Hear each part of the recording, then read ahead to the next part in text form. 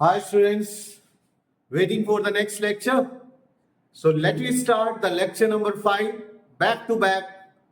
आपके लिए topic again friction chapter cover करते हैं, इंपॉर्टेंट टॉपिक मेंटेन करते हैं और वाइंड अप करते हैं. वाइंड अप तो नहीं हो पाएगा, you know that friction is a very vast topic. So इस सीरीज के अंदर बेटा आज लेक्चर नंबर 5 की बात करेंगे. लेक्चर नंबर 5 के अंदर पढ़ने क्या वाले हैं, जैसे हमने लेक्चर नंबर 4 के अंदर एंगल ऑफ फ्रिक्शन के बारे में पढ़ा था, आज हम लेक्चर नंबर 5 के अंदर एंगल ऑफ रिपोज के बारे में पढ़ेंगे. पहली बात. नंबर 2, एंगल ऑफ फ्रिक्शन के अंदर हमने रिजल्टेंट फोर्स फाइंड करना सीखा था, वैसे ही आज हम एंगल ऑफ रिपोज के अंदर भी रिजल्टेंट फोर्स को फाइंड करना सीखेंगे. सो आइए स्टार्ट करते हैं आज का लेक्चर नंबर 5. टॉपिक का नाम फिर से फ्रिक्शन बेटा. सब टॉपिक में एंगल ऑफ रिपोज और एंगल ऑफ स्लाइडिंग यानी एक ही नाम है. जैसे कल आपको याद होगा एंगल ऑफ फ्रिक्शन हम पढ़ रहे थे, तो एंगल ऑफ फ्रिक्शन का बेटा दूसरा नाम क्या था? Resultant force offered by the friction and the normal reaction. ठीक है. और आज के उसमें पीके टेस्टिंग क्या होगी? पीके टेस्टिंग मींस कि आपको प्रीवियस टॉपिक से क्या क्या आता है. क्या आपको फ्रिक्शन आता है? क्या आपको टाइप ऑफ फ्रिक्शन आता है? क्या आपको ग्राफ आता है एफएस मैक्स और एफके में? क्या आपको पुशिंग और पुलिंग फोर्स आता है? और क्या आपको एंगल ऑफ फ्रिक्शन के बारे में पता है? अगर आपको ये सब आता है तो आज का लेक्चर आपके लिए बनने वाला है milestone, because it include the inclination यानी एंगल ऑफ इंक्लाइन. सो ये सारी बातें आपको ऑलरेडी पता होनी चाहिए. सो आइए स्टार्ट करते हैं एंगल ऑफ इंक्लाइन के केस के साथ. मान लीजिए आपके पास कोई इंक्लाइन प्लेन है और इंक्लाइंड प्लेन के ऊपर for example this is the my horizontal plane और मैंने इसके ऊपर बेटा ये पेन रख दिया, प्लेस कर दिया. अभी इसके अंदर कुछ भी नहीं हो रहा है. अभी मैंने इसको इंक्लाइन करना स्टार्ट किया. यू कैन सी ये इंक्लाइंड हो रहा है, बट इंक्लाइंड होने के बाद भी पेन जो है वो नीचे नहीं आ रहा है. ठीक है. हालांकि ये पेन सिलेंड्रिकल है, ठीक है, लेकिन ये पेन अभी रोल नहीं कर रहा है. लेकिन अगर मैं एंगल ऑफ इंक्लिनेशन इंक्रीज करता हूं, ऐसे करता हूं, ऐसे कर रहा हूं, ऐसे कर रहा हूं, और आप देख रहे हैं और ये देखिए. सो इट मींस कि एक एंगल तो ऐसा होगा इंक्लाइन प्लेन पर जहां पे ये पेन रोल करता है, स्लाइड करना स्टार्ट करता है और नहीं करता है. इसी के कंटेक्स्ट में आज हम पढ़ने जा रहे हैं एंगल ऑफ रिपोज. सो सबसे पहले डेफिनेशन की बात करते हैं. It is the angle of inclination at which a body just start to slide. Okay, just start to slide. So ये वो एंगल ऑफ इंक्लिनेशन है जहां पर body just start to slide हो जाती है. अब जस्ट वाला वर्ड आपको याद होगा कि जब F applied F S max के इक्वल होता है तब हम फ्रिक्शन में जस्ट वर्ड यूज करते हैं.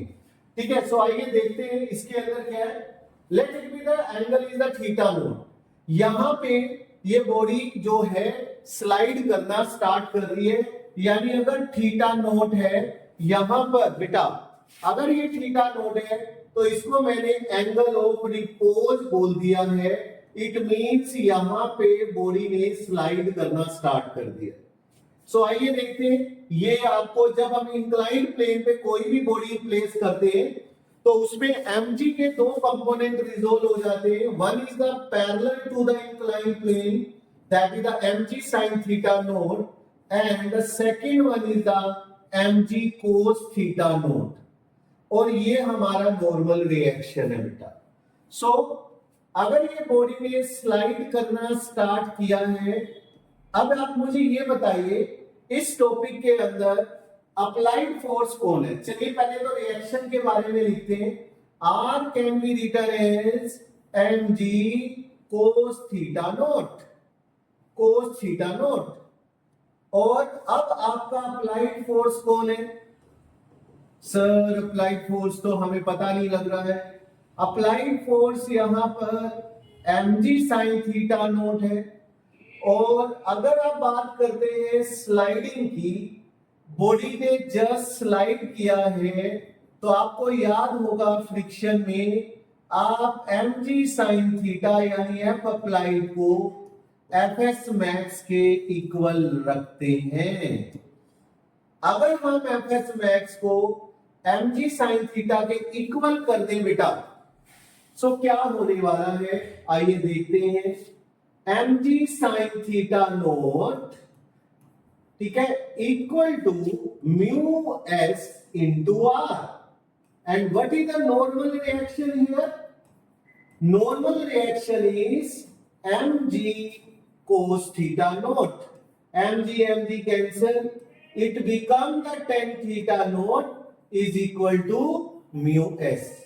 सो इसमें हम बच्चों को ये भी कह देते हैं कि भाई जब tan थीटा नॉट वाली टर्म आए तो इसका मतलब आप mg sin थीटा की बात करेंगे, और जब म्यू वाली टर्म आए तो ये cos थीटा नॉट को रिप्रेजेंट करती है। कुछ ऐसा भी हम वाइंड अप में बोलते हैं। सो कल आपके पास एंगल ऑफ फ्रिक्शन के अंदर tan theta mu K equal आया था, आज भी वही है। This is the tan theta not which is equal to the angle of repose, ठीक है, म्यू नॉट एस के इक्वल होगा। अब मान लीजिए, मान लो अगर आपका एंगल इंक्लिनेशन थीटा नॉट से कम हो जाए तो क्या होगा? क्या बॉडी स्लाइड करेगी? नहीं करेगी। अगर बॉडी स्लाइड नहीं करेगी तो क्या एफ अप्लाइड होगा? बिल्कुल होगा। एफ अप्लाइड यहां पर mg sin थीटा होगा, यहां पर mg cos थीटा होगा, यहां पर रिएक्शन होगा और यहां पर फ्रिक्शन होगा। बट बेटा because applied force FS max से कम है, it means mg sin theta is less than mu R. mg sin theta is less than mu into mg cos theta.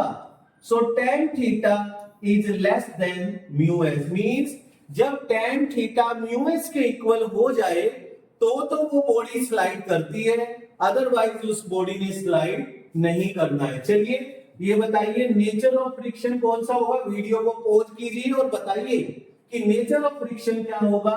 तो आंसर है नेचर ऑफ फ्रिक्शन होगा बेटा static. और how much is the static friction? Which is equal to the mg sin theta.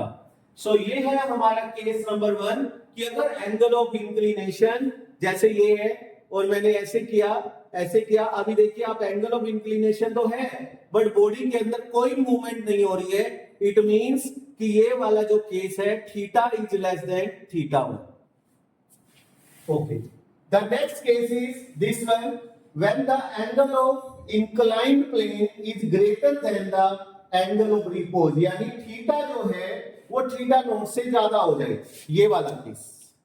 You can see this one, ठीक है। तो अगर ऐसा हो गया तो अप्लाइड फोर्स जो है बेटा वो एफएस मैक्स से ज्यादा हो जाएगा। यहां पर आपके पास mg cos थीटा आए और ये आपका रिएक्शन हो। सो जल्दी से मैंने आपके लिए फिल इन द ब्लैंक्स रखे। mg sin theta is greater than fs max, tan theta is greater than mu s, nature of friction will become kinetic। और अगर बेटा काइनेटिक फ्रिक्शन आ गया तो आपको म्यू के की वैल्यू बतानी है और यहां से आपको जो काइनेटिक फ्रिक्शन है वो हमारे पास म्यू के इंटू आर होगा। ओके, सो क्या चेंज आने वाला है? यहां पर ये चेंज आने वाला है कि यहां पर बॉडी के अंदर ए आ जाएगा। What do you mean by A? A is called the acceleration. So कैसे आएगा? अप्लाइड फोर्स कौन है? mg sin theta, opposing force कौन है, F K, is equal to what, m into a. Okay, so the next one is mg sin theta minus, मेरे साथ साथ आप करते जाइए इस क्वेश्चन को, mg sin theta minus mu के mg cos theta is equal to m into a. You can cancel the m, so we have g sin theta minus mu k cos theta. So this is the acceleration of the body when the angle of inclination is greater than the angle of repose. इस case में body के अंदर kinetic friction आ जाएगा, ठीक है। सो अब हम चलते हैं हमारे इस न्यूमेरिकल के ऊपर। आइए ये न्यूमेरिकल सोल्व करना है बेटा, आइए इसको करते हैं। स्टेप नंबर 1, सबसे पहले हमारे पास सारे फोर्सेस को कैलकुलेट कर लेते हैं। Number 1 is the F applied. आप बताइए एफ अप्लाइड कौन होगा, तो आंसर है सर mg sin थीटा होगा। So F applied is the mg sin theta, let it be g10, 10 into 10 into sin 30. Sin 30 is 1/2. The answer is 50 Newton. So this is the F applied. Step number 1 में ही R find करेंगे, that is the normal reaction. This one is the mg. This one is the R and this one is the beta mg cos theta. So reaction is equal to 10 into 10 cos 30 root 3/2, which have the answer 50 root 3 Newton. The third one is Fs max. Fs max can be written as mu s into R. Mu s is what? 5/10 into 50 root 3. So the Fs max is 25 root 3. ये सिर्फ शायद इस numerical में इन सब की जरूरत ना होती, बट आपकी प्रैक्टिस के लिए मैं एक क्वेश्चन के अंदर ये सारे फोर्सेस आपको कैलकुलेट करना सिखा रहा हूं, ठीक है। इसमें आपको कोई डाउट नहीं होना चाहिए। अगला है the answer is kinetic friction. So kinetic friction यहाँ पे क्रिएट होगा, और काइनेटिक फ्रिक्शन को फाइंड करने के लिए आपको एफ के फाइंड करना है, mu K into R, and mu K is 0.4 into R is 50 root 3। So point अगर हम कैंसिल भी कर दें तो आंसर इज 20 रूट 3 न्यूटन। सो इस तरीके से आप काइनेटिक फ्रिक्शन को भी यहां पर फाइंड कर सकते हैं, ओके। अब इससे भी हम नेक्स्ट कैलकुलेशन यहां पर करेंगे कि हमें ए फाइंड करना है। ए कैसे फाइंड करना है, अभी आपने एक्सप्रेशन कैलकुलेट किया था लास्ट स्लाइड के अंदर, ए वाला ये रहा, G sine theta minus mu K cos theta. You can write here G sine theta minus mu K cos theta, ठीक है। यहां पर वैल्यू रखिए 10 sine 30 minus 4/10 and cos 30 is root 3/2, ठीक है। इस वे से आप यहां पर वैल्यूज को रखकर हम यहां से आंसर फाइंड कर सकते हैं 1/2 and this is the 1/5 root 3/5। जब हम यहां एलसीएम लेंगे तो 10 एलसीएम आएगा, यहां 5 और यहां रूट 3 होगा, 10 से 10 कैंसिल, 5 माइनस 1.73। जब आप इसको कैलकुलेट करेंगे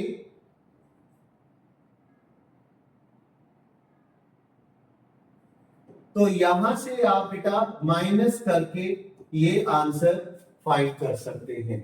so you can see it is a very simple numericals. यहां पर आपको कैलकुलेट करना था फ्रिक्शन, बट हमने वो सभी कॉन्सेप्ट्स को यहाँ पे यूज किया जो हमें रिक्वायर्ड थे। Okay, we have calculate the friction acting on the block, we have F applied is equal to mg sin theta, we have R equal to mg cos theta, we have Fs equal to mu s into R, we have mu s equal to tan theta। और यहां से भी हमें comparison हो गया था कि angle of inclination आपके एंगल ऑफ रिपोज से ज्यादा है, इसलिए बॉडी में काइनेटिक फ्रिक्शन आएगा। सेकंड मेथड आपके पास ये था, F अप्लाइड को आपने Fs मैक्स के साथ कंपेयर किया, and then you can find the kinetic friction and then you can find the A, और A फाइंड करने के लिए आपने ये एक्सप्रेशन को यूज किया और आपका ये आंसर आ गया। सो नेक्स्ट क्वेश्चन की तरफ चलते हैं। फिर से हमारे पास ये क्वेश्चन है। अब यहां पर सबसे पहले हम एक काम करते हैं कि सबसे पहले अब हम tan थीटा को फाइंड करते हैं, which is the angle of inclination.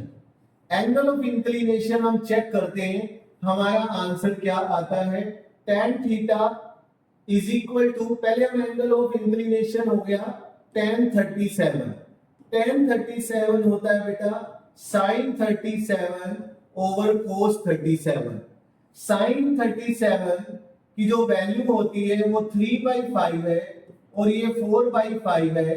The answer is 3/5 means 0.75 ये हमारा आंसर आ गया। Okay, this is the angle of inclination. अब मैं एंगल ऑफ रिपोज के लिए अगर जाना चाहता हूं तो मैं एंगल ऑफ रिपोज चेक करता हूं, तो एंगल ऑफ रिपोज के लिए मुझे tan थीटा नोट को म्यू एस के इक्वल रखना है। म्यू एस की वैल्यू 0.8 है, तो यहीं से ही क्लियर हो गया कि आपका जो एंगल ऑफ इंक्लिनेशन है वो एंगल ऑफ रिपोज से कम है। इसका मतलब बॉडी यहां पर मूव नहीं करेगी। अगर बॉडी ने मूव ही नहीं करना तो इट मींस यहां पे कौन सा फ्रिक्शन होगा, तो आंसर है स्टैटिक फ्रिक्शन होगा। और अगर स्टैटिक फ्रिक्शन है तो उसकी वैल्यू mg sin थीटा के इक्वल होगी, 10 into 10 and the sin 37, 100 into this, so what we have 60 Newton is the friction, and you can compare कि आपको आंसर कैसे फाइंड करनी है। Next question is again a very important. जैसे आपने angle of friction के अंदर रिजल्टेंट फोर्स को फाइंड किया था, वैसे ही यहां पर भी इंपॉर्टेंट केस है एंगल ऑफ फ्रिक्शन और resultant force exerted by the inclined plane. Means अब आपको एक तो रिजल्टेंट फोर्स फाइंड करना है और एक आपको अल्फा फाइंड करना है। द केस नंबर 1 वही, इस केस में जब आपका angle of inclination angle of repose से लेस देन है, तो इट मींस यहां पर बॉडी के अंदर स्टैटिक फ्रिक्शन आएगा और आपका जो Fs है वो mg sin थीटा के इक्वल होगा। So we have the two forces, one is the Fs mg sin theta, or the second one is the R which is equal to mg cos theta। So F net के लिए कल की तरह आपको यहां पर parallelogram law को use करना होगा, and we have mg cos theta whole square plus mg sin theta whole square and under root। हाँ, यहां से mg is taken out, cos square theta plus sin square theta is 1, so you can see the F net अगर angle of inclination angle of repose से कम है तो आपका जो आंसर है वो mg के इक्वल आएगा, जो कि F net है। अब हमें इसी तरह से tan अल्फा फाइंड करना है, which is equal to friction over reaction. So friction कितना है बेटा, mg sin थीटा और divide by mg cos theta.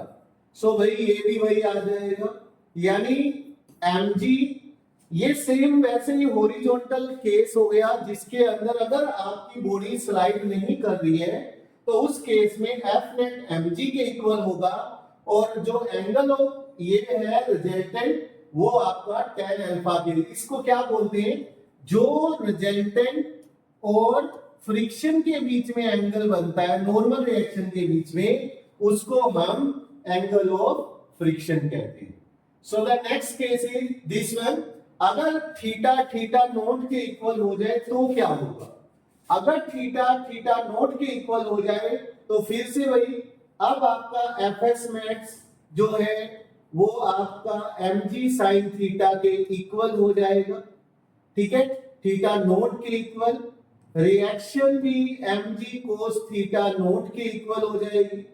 और अगर आप यहां से एफ नेट की बात करें तो mg अगेन यहां पर sine square theta naught plus cos square theta naught और अंडर रूट, ये भी mg के इक्वल ही आएगा। और अगर आप यहां से tan अल्फा फाइंड करने जा रहे हैं angle of friction, which is equal to mg sin theta naught divide by mg cos theta naught. So what is the answer, again is the tan theta naught. So ये हमारा next answer. अब हम next case पे चलते हैं। इस case में theta जो है वो थीटा नॉट से ज्यादा है, सो यहां पर अल्फा फाइंड करना है, ये हमारा बेटा एफ नेट होगा रिजल्टेंट फोर्स। सो ऐसे केस को कैसे करेंगे, that is the very important. इसमें जो रिएक्शन है वो तो mg cos थीटा के इक्वल होगा, बट इस बार एफ के नहीं हम लेंगे, हमें यहां पर F K equal to mu into R लेना पड़ेगा, ठीक है। सो अगर हम एफ नेट की फाइंड करें तो हम इसको लिखेंगे R square plus mu square R square, ठीक है, इसमें हम वैल्यूज नहीं रखेंगे।